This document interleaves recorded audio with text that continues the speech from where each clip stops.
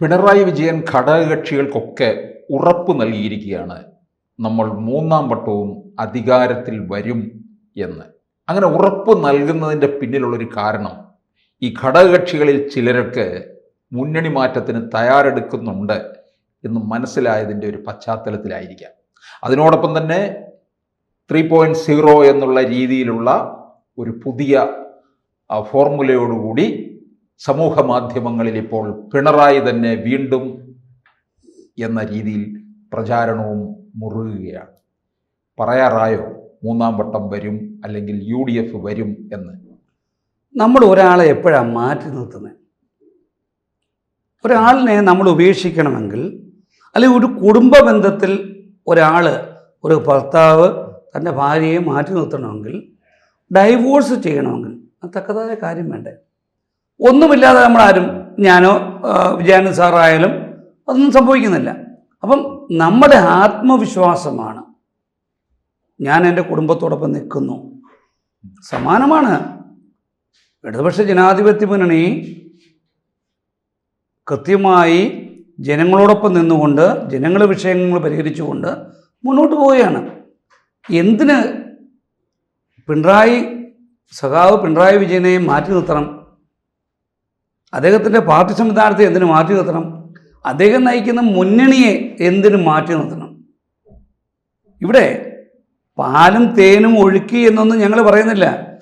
പക്ഷേ സാധാരണക്കാരായ ജനവിഭാഗങ്ങളുടെ വിഷയങ്ങൾ പരിഹരിക്കാൻ ഇടതുപക്ഷ ജനാധിപത്യ മുന്നണി ഗവൺമെൻറ് സാധ്യമായിട്ടുണ്ട്.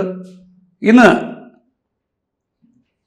ഞാൻ സാറ് കണ്ടു കാണും, അതിദരിദ്രരായ ആൾക്കാരുള്ള അവരെ നിർമ്മാർജ്ജനം ചെയ്ത കാര്യത്തിൽ കേരളം ഒന്നാം സ്ഥാനത്ത് വന്നിരിക്കുകയാണ്. ഇന്ത്യയിലെ സമാനമായി ചൈനയിൽ മാത്രമേ വന്നിട്ടുള്ളൂ.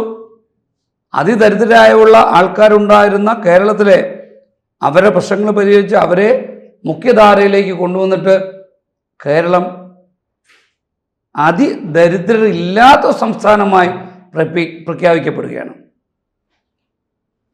ലോകത്തിൽ ചൈന മാത്രമേ ഇതുവരെ അങ്ങനെ പ്രഖ്യാപിച്ചിട്ടുള്ളൂ. ചൈന കഴിഞ്ഞ് രണ്ടാമത് അതിദരിദ്രരില്ലാത്ത ഒരു രാജ്യമല്ല, ഒരു സംസ്ഥാനമായി, ഒരു പ്രദേശമായി പ്രഖ്യാപിക്കപ്പെടാൻ പറ്റുന്നത് കേരളമാണ്. അപ്പം നോക്കൂ, എവിടെ ഞങ്ങൾ എത്തി നിൽക്കുന്നു ഇടതുപക്ഷ ജനാധിപത്യ മുന്നണി. നമ്മൾ ജീവിക്കുന്നത് ജനഹൃദയങ്ങളിലല്ലേ, ജനങ്ങളിലല്ലേ? അതിലേക്കാണ് ഞങ്ങൾ പോകുന്നത്. അതുകൊണ്ടാണ് 3.0 എന്ന് പറയുന്നത്. ഞങ്ങൾ കോൺഫിഡൻ്റ് ആണ്, വിശ്വാസമുണ്ട്. 2019 കോൺഗ്രസിന് പാർലമെന്റിലേക്ക് ഇവിടുന്ന് വലിയ നേട്ടമുണ്ടാക്കിയതാണ്. അത് ശബരിമല യുവതീ പ്രവേശത്തിൻ്റെ നേട്ടമായിട്ട് കാണുന്നുണ്ട്. അതുപോലെ തന്നെ വീണ്ടും ശബരിമല നിറഞ്ഞു നിൽക്കുകയാണ്. അത് UDF അനുകൂലമാക്കി മാറ്റുമോ എന്നുള്ളതാണ്. അല്ല, പാർലമെന്റ് തിരഞ്ഞെടുപ്പിൽ പണ്ടേ നമുക്കറിയാം, കേന്ദ്രം കോൺഗ്രസ് ഭരിക്കട്ടെ, സംസ്ഥാനം LDF ഭരിക്കട്ടെ, എങ്ങനെ ഒരു ചിന്തയുണ്ട്. ഇനി ഇവ ശബരിമലയുമായി ബന്ധപ്പെട്ട വിഷയം നമുക്കെടുത്താൽ, ശബരിമലയിൽ 1998 കാലഘട്ടത്തിലാണ് വിജയ് മല്യ 35-36 കിലോ സ്വർണം കൊടുക്കുന്നത്. അതെന്ത് ചെയ്യുന്നു? അവിടെ ഉപയോഗിക്കുന്നു. എന്നാൽ അതിനുശേഷം നിങ്ങൾ ആലോചിക്കണം, 2 കാലഘട്ടത്തിലായി ഇവിടെ ശേഷം വന്ന ആദ്യം ഈ പറയുന്ന കാലഘട്ടത്തിൽ EK നായനാർ ഗവൺമെൻറ്റാണ്. ഈ 98 കാലഘട്ടം ശേഷം വരുന്ന ആരാണ്? AK ഗവൺമെൻറ്റാണ്. KK നാഗരൻ AK ഗവൺമെൻറ്റാണ്. വീണ്ടും VS അച്യുതാനന്ദൻ വരുന്നു. ശേഷം ഉമ്മൻചാണ്ടി വരുന്നു. ഇത് ഏത് കാലഘട്ടത്തിലാണ് ഈ പറയുന്ന സ്വർണ്ണപ്പാളികൾ നഷ്ടപ്പെട്ടത് എന്ന് കണ്ടുപിടിക്കാൻ ഇതുവരെ ആത്മീയമായിട്ടുണ്ടോ? 2025 അല്ലെങ്കിൽ 2016 സ്ഥാനമേൽക്കുന്ന ഒരു ഗവൺമെൻറ്റിനെ എങ്ങനെ പ്രതിസ്ഥാനത്ത് നിർത്താൻ പറ്റും? ഇതിൽ ശബരിമലയുമായി ബന്ധപ്പെട്ട് ഉണ്ടായ വിഷയങ്ങളിൽ നമുക്കൊക്കെ ആശങ്കയുണ്ട്. വിശ്വാസി സമൂഹത്തിൻ്റെ അവരുടെ പ്രശ്നങ്ങളെ പരിഹരിക്കാൻ പറ്റാത്തവണ്ണം ഇത് സംഭവിച്ചുവെങ്കിൽ തെറ്റാണ്. പക്ഷേ ആരുടെ ഭാഗത്താണ്? 2017 പ്രയാർ ഗോപാലകൃഷ്ണനാണ്, ചടയങ്കൽ MLA ആയിരുന്നു, കോൺഗ്രസിൻ്റെ വലിയ നേതാവാണ്. അദ്ദേഹത്തിൻ്റെ കാലഘട്ടത്തിലാണ് ഇതുമായി ബന്ധപ്പെട്ട് 2019 വരുമ്പോഴാണ് ഇത് തെളിയിക്കപ്പെടുന്നത്. അപ്പം 2019 വരുമ്പോഴും ദ്വാരപാലക ശിലകൾ കൊണ്ടുപോകുന്നു. എന്ത് സംഭവിച്ചു എന്ന് നമുക്ക് എങ്ങനെ, എനിക്കും വിജയാൻ സാധനം അല്ലെങ്കിൽ സാധാരണക്കാർക്ക് എന്ത് മനസ്സിലാക്കാൻ പറ്റും? യഥാർത്ഥ സത്യം വെളിവാകണം. അതിന് നമുക്ക് യാതൊരു തർക്കവുമില്ല. അവിടെ ആര് പ്രതിയാണ്? ഞങ്ങളുടെ ഈ കാലഘട്ടത്തിൽ 3 പേരാണ് ഈ പറയുന്ന സാധനങ്ങളിൽ ഇരുന്നിട്ടുള്ളത്. ഒന്ന് വാസു, സഖാവ് വാസു, 2 സഖാവ് പത്മകുമാർ, ഇപ്പം പ്രശാന്ത്. ഇവരൊക്കെയും പറയുന്നുണ്ട് ഞങ്ങൾ എന്ത് തെളിവെടുപ്പിനും എന്തിനും ഞങ്ങൾ തയ്യാറാണ്. ഞങ്ങളുടെ മേലിൽ കുറ്റം ചാർത്തുവാൻ നിങ്ങൾക്ക് എന്തെങ്കിലും ഉണ്ടെങ്കിൽ ഞങ്ങൾ അംഗീകരിച്ചു തരാം. ഇവിടെയൊന്നും ഒരു തെളിവുമില്ല. ഹൈക്കോടതി പോലും രേഖപ്പെടുത്തി, ഹൈക്കോടതി പറയുന്നുണ്ട് ഈ കാര്യങ്ങളൊക്കെയും ദേവസ്വം ബോർഡ് പ്രതിയാണ് അല്ലെ കക്ഷിയാണ് എന്ന് പറയുമ്പോഴും ദേവസ്വം ബോർഡിൻ്റെ പ്രസിഡന്റോ ദേവസ്വം ബോർഡിൻ്റെ ഭരണസമിതി അംഗങ്ങളോ അതിൽ കക്ഷികളല്ല. ഒറ്റ തെളിവും. പണ്ട് ഞങ്ങളുടെ ബഹുമാനായ മുഖ്യമന്ത്രിക്കെതിരെ ഒരു സ്വർണ്ണക്കടത്ത് കേസ് വന്നു. അദ്ദേഹത്തിനെതിരെ, അദ്ദേഹത്തിൻ്റെ കുടുംബാംഗങ്ങൾക്കെതിരെ ഒക്കെ വന്നു. അന്നൊക്കെ ഞങ്ങൾ നെഞ്ചു വിരിച്ചെന്ന് പറഞ്ഞിട്ടുണ്ട്. ഇതൊന്നും ഞങ്ങളെ സംബന്ധിക്കുന്ന ബാധിക്കുന്ന വിഷയമല്ല. ഒരു തെളിവുമില്ലാതെ പോയി. അപ്പം ഞങ്ങൾക്കെല്ലാം സംബന്ധിച്ച് എന്താണ്, ഞങ്ങളിപ്പോഴും ഇടതുപക്ഷ ജനാധിപത്യ മുന്നണി നേതാവ് എന്ന നിലയിൽ അല്ലെങ്കിൽ ഒരു പ്രവർത്തകൻ എന്ന നിലയിൽ വിജയാനന്ദ സാറിൻ്റെ മുന്നിൽ ഇരിക്കുന്നത് തികഞ്ഞ ആത്മവിശ്വാസത്തിലാണ്. ഞങ്ങളുടെ നേതാക്കന്മാർ അത് ചെയ്യില്ല, ഞങ്ങളുടെ രാഷ്ട്രീയ നേതൃത്വം അത് ചെയ്യില്ല, ഞങ്ങളുടെ ഭരണ നേതൃത്വം അത് ചെയ്യില്ല. അതിന് വിഘാതമായി എന്തെങ്കിലും സംഭവിച്ചിട്ടുണ്ടോ? ഹൈക്കോടതി പറയുന്നു നിങ്ങൾ അന്വേഷിക്കുക. ഹൈക്കോടതി പറയുന്നു ഇപ്പോഴത്തെ പ്രശാന്ത് എന്ന് പറയുന്ന ആളിൻ്റെ ഭരണസമിതിയും അതിൽ കക്ഷിയാണ് എന്ന് പറയുന്നു. അല്പം നോട്ടപ്പിശക് ഉണ്ടായിട്ടുണ്ടാകാം, അല്പം ജാഗ്രതാക്കുറവ് ഉണ്ടായിട്ടുണ്ടാകാം, അത് ഞങ്ങൾ അംഗീകരിക്കുന്നു.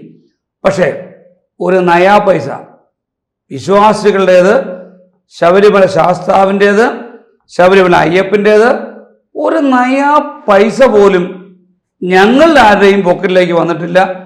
ഞങ്ങളാരും ശ്രമിച്ചിട്ടില്ല. ഞങ്ങൾ നേരത്തെ പറഞ്ഞ പോലെ ഞങ്ങളുടെ ഭരണ നേതൃത്വമോ ഞങ്ങളുടെ രാഷ്ട്രീയ നേതൃത്വമോ അതിൽ പങ്കാളികളും ആയിട്ടില്ല. ഈ 2026 അതായത് പഞ്ചായത്ത് തിരഞ്ഞെടുപ്പ് കഴിയുമ്പോഴേക്കും ഒരുപക്ഷെ 2 മുന്നണികളിലുമുള്ള ഘടകകക്ഷികളൊക്കെ എന്തെങ്കിലും തരത്തിലുള്ള ചില അങ്ങോട്ടോ ഇങ്ങോട്ടോ ചേക്കേറാനുള്ള സാധ്യതകളൊക്കെ ഉണ്ടാകാം. തള്ളിക്കളയാൻ പറ്റത്തില്ല നമുക്ക്. ഞാൻ നേരത്തെ സൂചിപ്പിച്ച പോലെ എപ്പോഴാണ് നമ്മൾ കൂട് വിട്ട് കൂട് മാറുന്നത്? കൂട് വിട്ട് കൂട് മാറണമെങ്കിൽ തക്കതായ കാരണം വേണം. നമ്മുടെ സ്വന്തം ഭവനം നമുക്കവിടെ താമസിക്കാൻ പറ്റുന്നില്ല, നമ്മൾ വിൽക്കുന്നു, അല്ലെങ്കിൽ സാമ്പത്തിക പ്രയാസം വരുന്നു, മാറുന്നു, മറ്റൊരു വീട്ടിലേക്ക് പോകുന്നു. ആ സാഹചര്യം ഇല്ലെങ്കിൽ നമ്മുടെ സ്വന്തം വീട്ടിൽ നമ്മൾ സന്തോഷത്തോടെ ജീവിക്കത്തില്ലേ? ഞങ്ങൾ ഇടതുപക്ഷ ജനാധിപത്യ മുന്നിൽ വന്ന് സാറിൻ്റെ ചോദ്യം ഞാൻ മനസ്സിലാക്കുന്ന അങ്ങനെയാണ്. കേരള കോൺഗ്രസ് മാണി ഗ്രൂപ്പിനെയാണല്ലോ താങ്കൾ ഇങ്ങനെയാണെങ്കിൽ പോകും. ഞങ്ങൾ എന്തിനു പോകണം?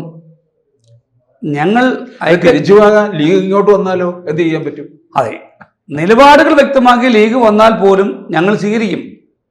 കാരണം കാലത്തിൻ്റെ അനിവാര്യതയാണ്. രാജ്യമാകമാനം ജാതീയതയുടെ പേരിൽ തിരിക്കപ്പെടുന്ന കാലഘട്ടമാണ്. നമുക്കറിയാം, മണിപ്പൂർ, UP, ബീഹാർ, അങ്ങനെ പല സ്റ്റേറ്റുകളിലും, ഗുജറാത്തൊക്കെ നമുക്കറിയാമല്ലോ, ഗുജറാത്തിൽ നടന്ന വർഗീയ കലാപമൊക്കെ, ബിൽക്കീസ് ബാനുവിൻ്റെ കേസൊക്കെ ഞാൻ സാറിനെ ഇനി ഓർമ്മിപ്പിക്കേണ്ട കാര്യമില്ലല്ലോ. അപ്പോൾ അങ്ങനെ ഒരു സാഹചര്യത്തിൽ കേരളം അത്രയ്ക്ക് പ്രശ്നമില്ലല്ലോ. പക്ഷേ ലീഗ് ഇപ്പോൾ വളരെ നിശബ്ദരാണ്. ആ നിശബ്ദത തന്നെ പേടിക്കേണ്ടതാണ്. കാരണം കോൺഗ്രസ് നന്നാകുന്നില്ല എന്ന് അവർക്ക് തന്നെ ഒരു അതൃപ്തിയും നിൽക്കുന്നുണ്ട്. അല്ല, ലീഗിന് അല്ലെങ്കിൽ പ്രാദേശിക രാഷ്ട്രീയ പാർട്ടികൾക്ക് അധികാരമില്ലാതെ നിൽക്കാൻ പറ്റില്ല. അതൊരു സ്വയം വിമർശനമായിട്ട് സാർ എടുത്തു.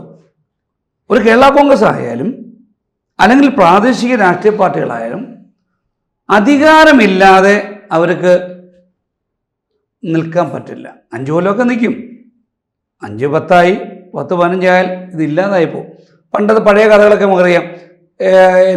നമ്മുടെ NDP, കിടങ്ങൂർ ഗോപാലകൃഷ്ണൻ്റെ ആ പാർട്ടികളൊക്കെ ഇല്ലാതായി പോയ സാഹചര്യമുണ്ട്.